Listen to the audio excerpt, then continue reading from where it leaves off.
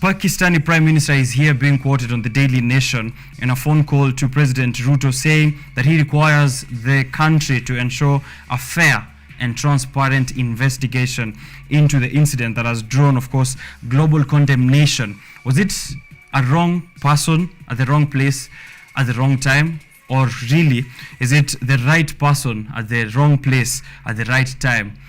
Considering what the history of this man is detailed here on the dailies, he is, of course, currently or was currently in the country seeking asylum over some of the threats he's received from publication of his stories which were criticizing the current new administration of Pakistani. This is following the impeachment, of course, of Pakistani Prime Minister Imran Khan in April, and this seemed to have turned the fate of this one man, Ashad Sharif, whose car was flagged down, according to reports here, by officers who had to shoot at the car.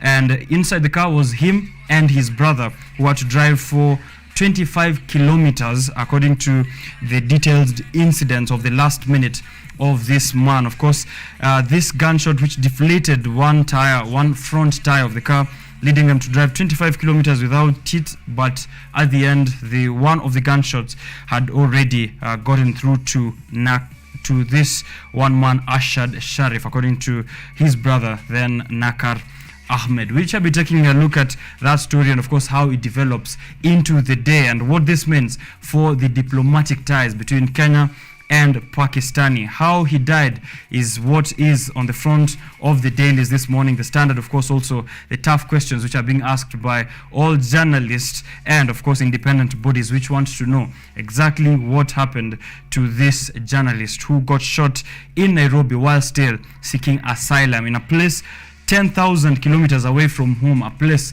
which he thought he was safe. That is what we are starting with this morning. Of course, as a member of the media fraternity, we will be definitely looking forward to see what are the results or what will be the findings of the investigations into this particular incident. Last week, some nominees to the cabinet faced members of parliament and members of the National Assembly took them through a vetting process to hear some of the key areas they will tackle and exactly how they will tackle in the economy. From the process, which was chaired by the Speaker of the National Assembly, Honorable Moses Wetangula, we got to see some of the sentiments and, of course, some of the policies in which the various nominees to the cabinet are going to be tackling and how exactly they'll be doing that. Here, my concern, of course, was to have a look at the National Treasury nominee, that is CS nominee to the National Treasury, Professor Njuguna Ndung'u, and from his speech and from his response to the questions which were being, of course, asked by members of parliament there, especially on the issue of debt, requiring, of course, that once he comes into position or once he is confirmed as the cabinet secretary, he will require that the country retires most of its domestic debt, which is very expensive, and it's taking quite a large proportion of recurrent expenditures to the tune of about 33%. So that is Professor Njuguna Ndung'u's first assignment in ensuring, of course, that heavy burden of debt is reduced in the country. On dollar shortage, he said that when the crisis hit, especially the whole world, of course, is still facing the shortage of the dollar, and the US is to blame. The US Fed is to blame, which is the body that started tightening their monetary policies, and you can see that this is affecting even Europe, where they are also experiencing the shortage of the dollar. When everybody followed suit by also tightening their own monetary policies, it became an issue where even countries which already had a scarcity of these dollars were experiencing even further biting shortage of the dollar. So the dollars, as you've noticed, have already affected the standing of the shilling, and we'll be looking at that even as the past 2 weeks. The last time we saw it was already at 120 Kenyan shillings to $1, and this signifies a move into a different direction where we're expecting more tightening and seeing whether Cabinet Secretary nominee will be handling it and seeing a turnaround of the situation. CS nominee for Roads, Transport and Public Works Ministry, that is Kipchumba Murkomen, saying that on handling KQ, which has been quite a challenge in the country, of course, experiencing much losses and very less profit during the years, all through the years of operation. What we need to do is ensure that enough subsidiaries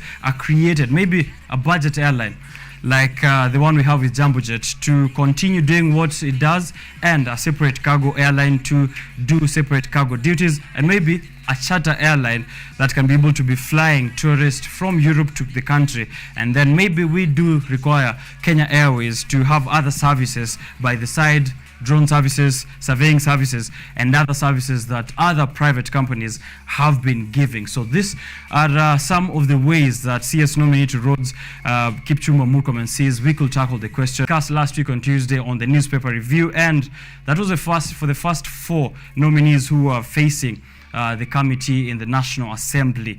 As of last week, the net worth of the nominees to the cabinet stood at just over 16 billion Kenyan shillings. This is more than the total net worth of the cabinet of the United States government. And this, in the United States, it stands at 14 billion Kenyan shillings. And in Kenya, it's just over Kenyan shillings 16 billion. To put this into perspective, Kenya's GDP stands at just 2.9% of what the US GDP per capita is. 2.9%, headed by a government or by a cabinet which is richer than that of the United States government. I'd love to hear your thoughts on that, even as we move on to other, of course, stories which have developed since that vetting process happened last week. Last week as well, Mashujaa Day celebrations took place on October 20th, where Kenyans all over in the world and also in the country got to celebrate the heroes, the country's heroes who fought for freedom from the colonial rule in a feat that President William Ruto presided over at Uhuru Gardens. And from his speech here, I'm taking a look at some of the key areas which he highlighted as a focus for his government. And maybe just to go through some of those I have a keen interest on, 5 of them. First, agriculture. The government plans to double the land under irrigation to 1.4 million acres, and this is an equivalent of 9.7% of Kenya's arable land. Out of the 1.4 million acres, majority will be put under other food crops, but 200,000 of those acres will be put under rice irrigation. On housing, the government is targeting to increase the supply of housing units 4-fold, from the 50,000 that's currently there per year to 200,000. The government has so far actually completed 2,500 of those units, with 40,000 units under construction and over 500,000 in the pipeline, requiring financial backstopping. The government is set to collaborate with counties to ensure that at least we have 5,000 of those affordable house units in every single county. So look, keep a keen eye out in your county. We already saw the launch happening in Kajiado. That is a week ago. We're expecting to see that all over the country in other areas. So if you do notice that happening, do tell us. We shall be sure to highlight it here on KUTV's broadcasting. Hustler Fund, much awaited. Hustler Fund is mentioned a total of 8 times in the 68-page manifesto by the Kenya Kwanza government, and is a much anticipated fund which is supposed to be solving key issues all around the economy. The government is set to launch the 50 billion Kenya shillings Hustler Fund credit and savings product by December 1st. And according to the president, every saving made by borrowers is on the Hustler Fund platform will be merged by the government to a 2-to-1 ratio, to a level which is determined by the program, and these are returns which exceed what you get normally on savings in your bank account. So we shall be seeing where exactly this Hustler Fund shall be channeled through. Of course, that is not yet clear, but December 1st is not so far. We will be knowing those details sooner than later. Lastly, credit access. The president pointed out that Fuliza interest rate has been reduced by 50%, and 4 million borrowers will be removed from the CRB as part of the agreement. The government has secured an agreement with the CRB to abandon the blacklisting and instead adopt a credit scoring system. And this is signaling, of course, towards a good future where We no longer see that issue of shaming or debt shaming of those people who have been borrowing from the various lenders in the country. Those are some of those issues which were, of course, highlighted by the president in his speech last week. We will be making sure that the developments are already on the way. We'll take a look at the daily. So grab yourself a copy of either the Standard, the Daily Nation, the Star, the People Daily, and tell me what you see, what your thoughts are. We are streaming live this Biashara Tuesday on Facebook and YouTube. KUTV Kenya is what you get us by on YouTube and also on Facebook as well. Interact with us on Twitter at KUTV_Kenya, at Richard_OKENYE. During that live stream, I'll be taking a look at the comments that you guys give me, and I'll be sure to relay them back to you and also interact with the rest of the fans who are there on the stream. We have a couple of other conversations, of course, that are coming up with guests who we have, of course, invited here, and we'll be seeing them on the launch later on. A conversation on real estate, which we began years ago, honestly speaking, and this morning we are continuing that with Upscale Real Estate, which is a leading Kenyan real estate development and investment company. They'll be giving us some of those ways you can invest with them, get yourself a piece of land, get yourself investment in real estate through Upscale Real Estate. I'll be speaking with the founder and CEO here, so don't miss out on that conversation.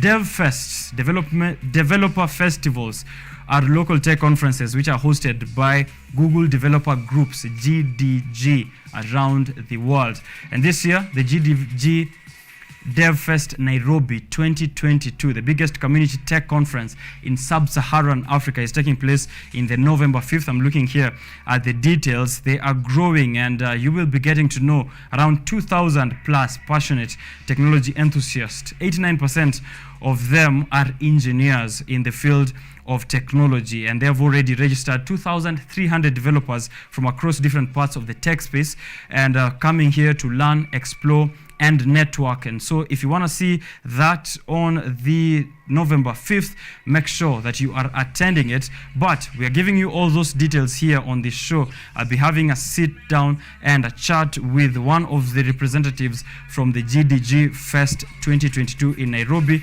and that is Thabitha Kaviu, two of them actually, Thabitha Kaviu and Rachel Kimberly Msabeni. They'll be joining me here on set to have that conversation. And later on, this still being the KRA Taxpayers Month, I think it is important that we know what exactly are some of the measures that KRA has put to ensure that taxpayers are recognized, taxpayers are being compliant, and what will be happening during the Taxpayers Month.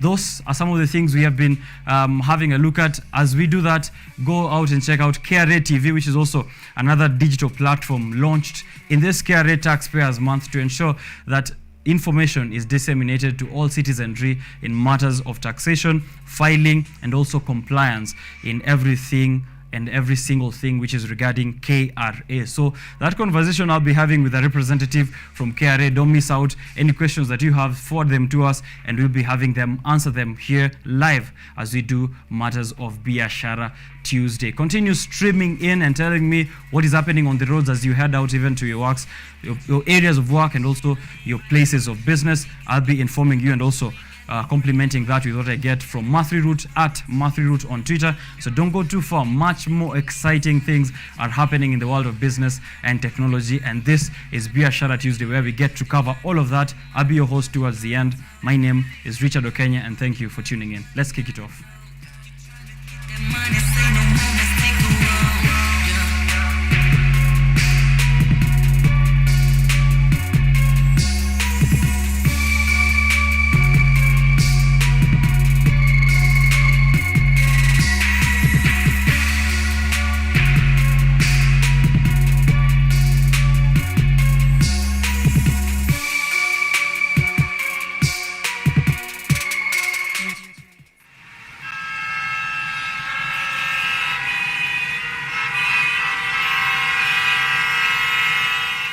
All right, current transport and traffic conditions for the city and also around the country. If you're outside Nairobi, tuambie kuna kaje huko Nakuru, Kisii, Mombasa, what is happening on those roads? Here in Nairobi and its outskirts of Kiambu.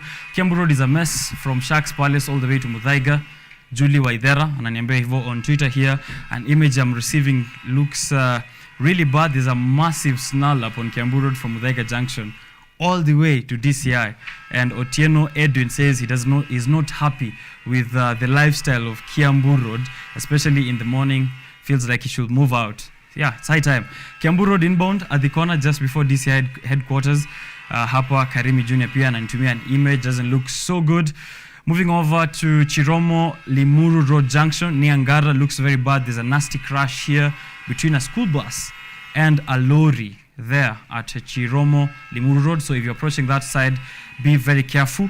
A lorry just knocked down a school bus on Limuru Road. Hapo nimeambiwa na Mwalagelage on Twitter. Mombasa Road at China Roads and Bridge, there is a fallen transit trailer. Drive carefully. Mula Steve says here it doesn't look so good for you. There's a bad accident also that has happened at Barbara Tano along Forest Road. A school bus and a truck. So those are 2 school buses and 4 accidents so far. I don't know what's happening this morning of the 25th, but there's also another accident here still at Chiromo Limuru Road, where we already mentioned the earlier incident with a school bus and a lorry. So guys, drive carefully this morning. There's so much happening on all of those roads. There's been a cry from Kenyans, but you seem uninterested. NTSA Kenya, there are lights. There are no lights, and this is the main reason for night accidents. I'd love to know which road this is ambayo inaongelewa hapa hivi. Nikiingia kwa tuk-tuk, it takes me less than 10 minutes to get to work. Please, acha nibaki kuwa a lazy coastarian. Ningekuwa kwa mat trying to beat Thika Road traffic, sahi ndio nifike job by 8. This is Nyangara 8 saying, giving his reasons for moving to the coast. Nasema kwamba inamtake 10 minutes kufika job because tuk-tuks are faster than matatus here in Nairobi. Thank you for that update from Mombasa. Nairobi, it's all accidents in Chiromo, Ngara, Mombasa Road, Limuru, Chiromo, Limuru, and also Thika Road, Kumeshikana, Kiambu Road. Heavy traffic all the way from Muthaiga to DCI. If you're coming from Kiambu, knowing that it's there's no dual carriageway on that side, so expect also from town to Kiambu to look as worse. But if you get more developments, please do tell me at Mathri Routes at KUTV_Kenya. I will be looking at those updates as we go on with this show. Taking a short break, but later coming here with a representative from KRA, of course, to give us some of those tips and, of course, important info that we need to know on matters of compliance and also what we can expect in this KRA Taxpayers Month, even into the future. President, of course, even as he takes over his capacity as the 5th President of the Republic, organizing his cabinet, has already spoken on matters of taxation, making KRA become a service to Kenyans and less of an authority. Some of those things that he'll be doing, of course, also presiding over the awarding of a taxpayer.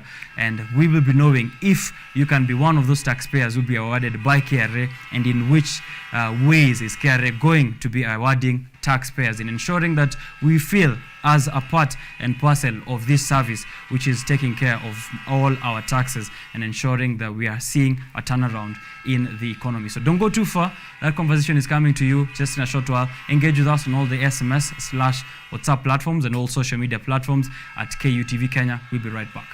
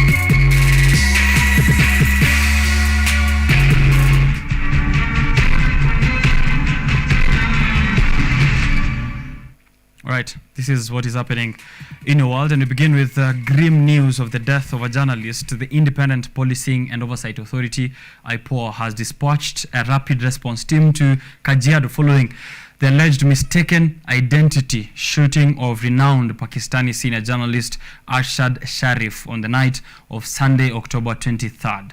Sharif was fatally shot in the head by police after he and his driver allegedly breached a roadblock that had been set up to check on motor vehicles using the Nairobi-Magadi highway in Kajiado County.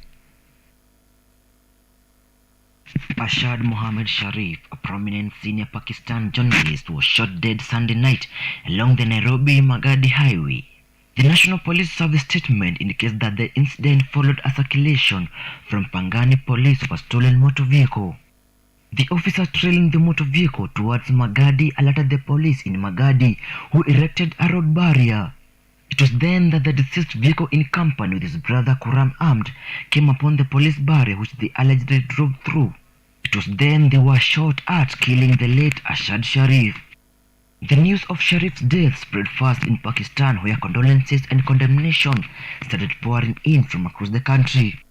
Pakistan President Dr. Arif Alvi termed the death as a great loss to the journalism fraternity as well as the country. Via his Twitter account, Pakistan's Prime Minister Shehbaz Sharif said he was deeply saddened and urged President William Ruto to ensure a fair investigation. The 49-year-old journalist fled Pakistan in August, citing death threats and multiple court cases launched against him and several other journalists on controversial sedition charges. Sharif used to frequently embed Pakistani troops on counter-terrorism missions and worked close with Pakistan intelligence. An analysis of the 2021 report by IPOA shows that police killed some 169 people and enforced the disappearance of 28 people last year alone. This comes as President William Ruto disbanded this special unit squad, which is linked to a series of killings and arrests of 4 DCI officers linked to murder last week. Jeff Mwangi, KUTV. Right. The ongoing drought situation ravaging northern and coastal areas in the country has seen a shortage of water and food among residents in dire starvation. This has prompted the government to supply food to the 29 affected counties. Currently, 3.5 million Kenyans are facing high levels of food insecurity, making it difficult for learners to go to school.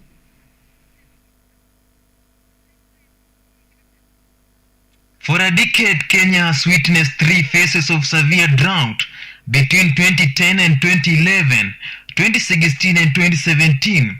The current drought of 2020 and 2022 has been the most severe and the longest, leading to the death of livestock and humans. According to the report by the National Drought Management Authority, 29 counties have been affected by drought, as 3.5 million Kenyans face food insecurity.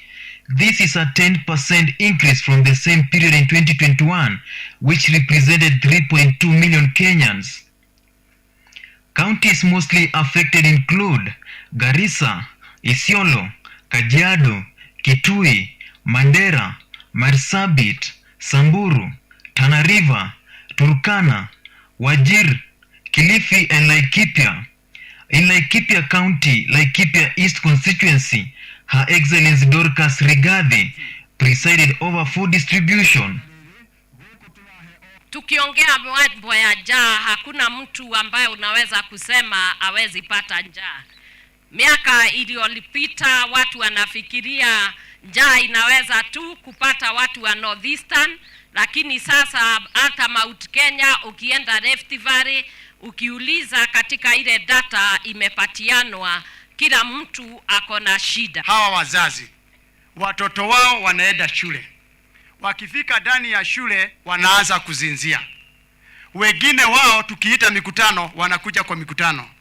Unakuta uwezi maliza mkutano bila mzazi ama mtoto kuzinzia, wana faint kwa mikutano kwa sababu ya kitu moja, njaa.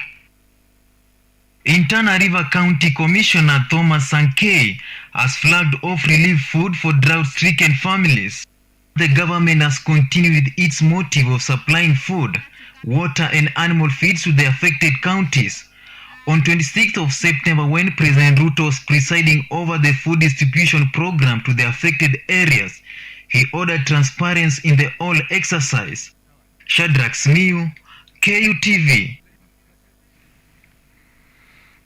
Right, quite a sad situation there. Students missing school because of the drought situation.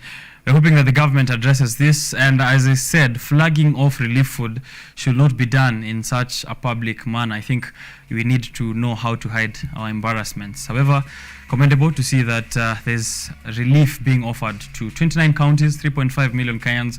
Hopefully, this ends the 40-year-long drought situation, the toughest in 40 years that Kenya is currently facing. Now, in Meru County, the clash between Meru Governor Kawira Mwangaza and Meru members of County Assembly, MCAs, has continued to escalate after the county chief accused the ward representatives of blackmail and intimidation. Outside the Meru County government offices, the county boss said she will not misappropriate money that is meant for Meru residents so as to please the Meru MCAs, who she accused of seeking monetary concessions. Governor Mwangaza's sentiments came even as it emerged that some MCAs were plotting her impeachment days after they accused the governor of being rude and disrespectful.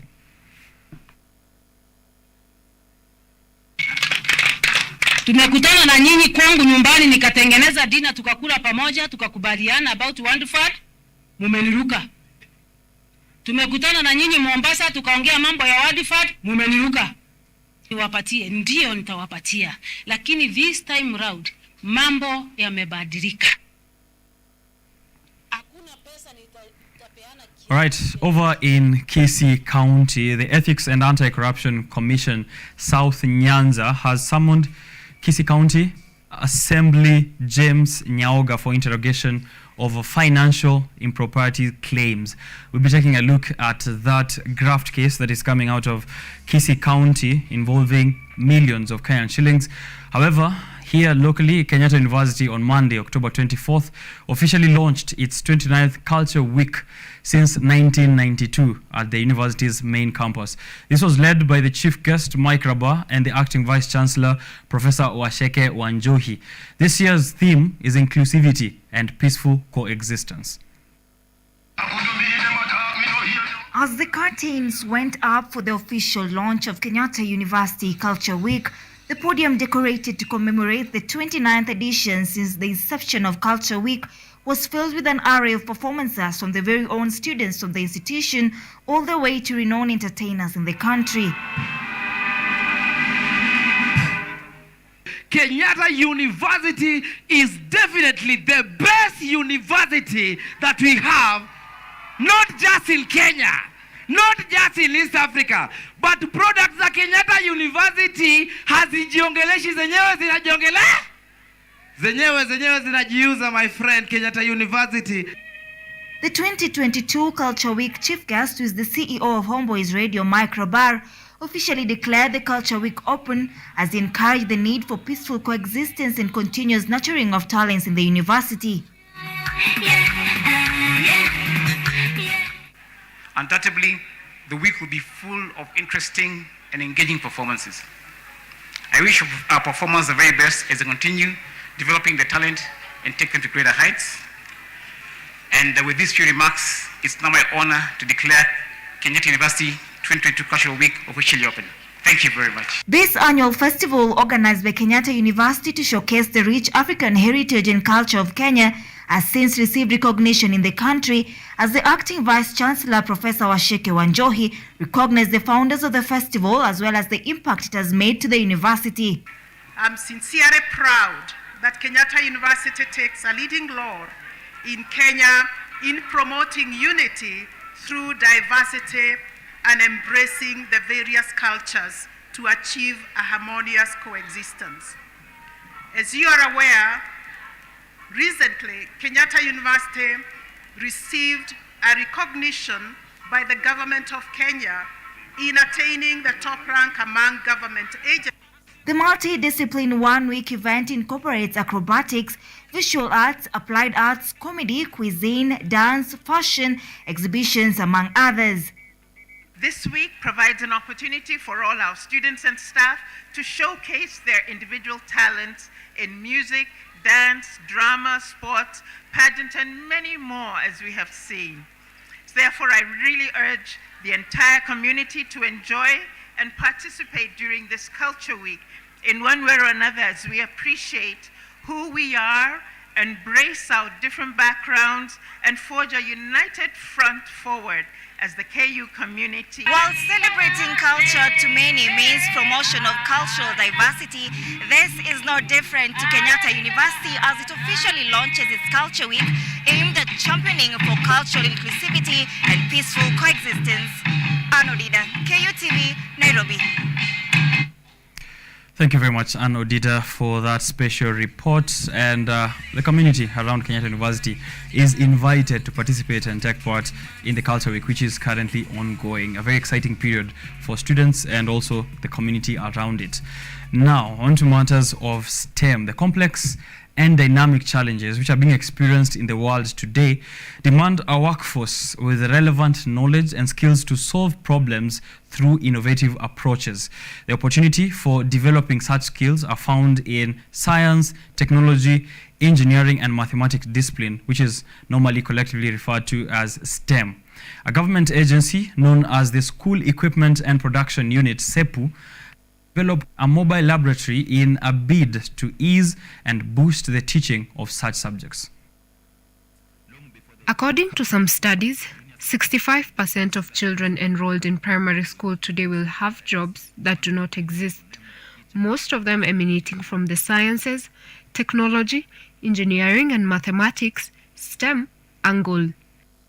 However, it is a costly affair for most schools, particularly in the public realm, to ensure effective training due to an insufficiency of adequate facilities.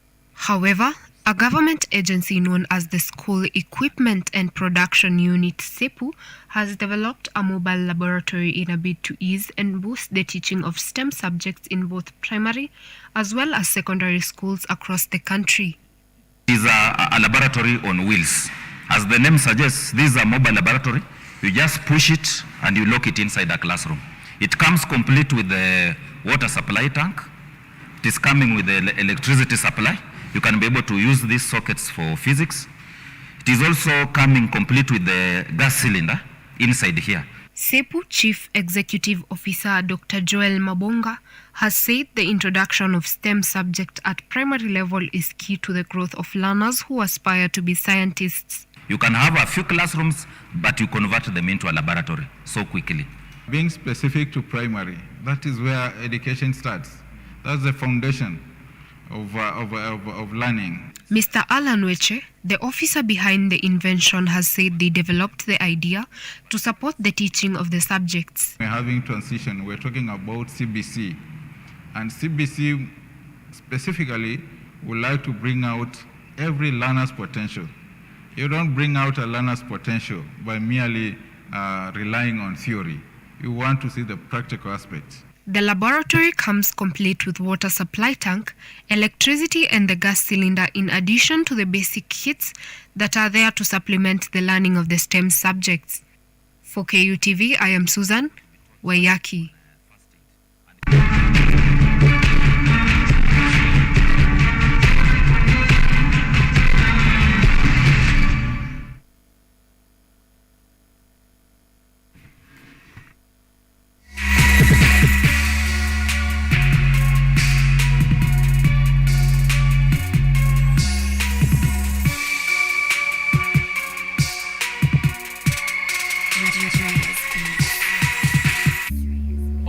All right. It's going to be quite an interesting history class or history test in the next 20 years in the UK when they'll be asked who was the Prime Minister of the United Kingdom when the Queen died.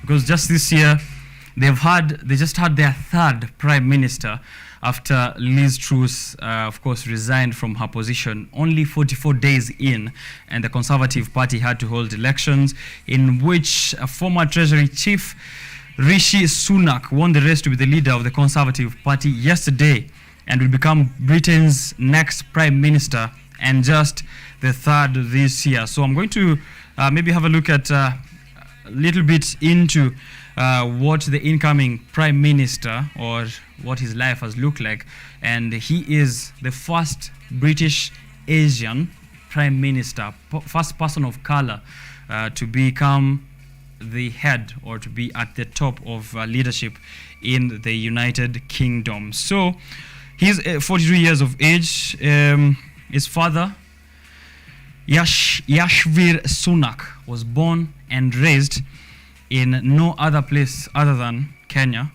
So that is something else we have to take a look at, but we are not completely forcing it on him. However, he has Kenyan ancestry, just like Barack Obama did. His mother, Usha Sunak, was born in Tanzania, so he's fully East African, married with 2 children.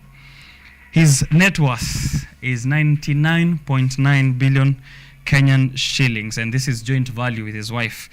And this is coming from the Sunday Times. 99.8 billion Kenyan shillings. That is his net worth. First British Prime Minister of color, as I've mentioned, they are born in England and parents are of Indian heritage. 57th UK Prime Minister, standard count, of course, and youngest Prime Minister in 210 years at just 42 years of age. The shortest time between the first election as an MP to become a Prime Minister in modern times. That is him from 2015 when he was Member of Parliament to now 7 years later he is the Prime Minister. He predicted financial problems under Truss's regime or after Truss won the elections, and he had lost, of course, in that previous Conservative Party election, lost it to Truss, who now resigned, and now, of course, having won yesterday evening, has become the next Prime Minister of the UK. You can get the full scope of this story on page 3 of the Standard, where they're detailing his life journey, of course his policies in terms of economy, and how exactly he's going to turn around the situation in the UK, where they're also facing quite the tough economic situation. And this is through issues of COVID-19, laying off of workers and shuttering of businesses all over the United Kingdom.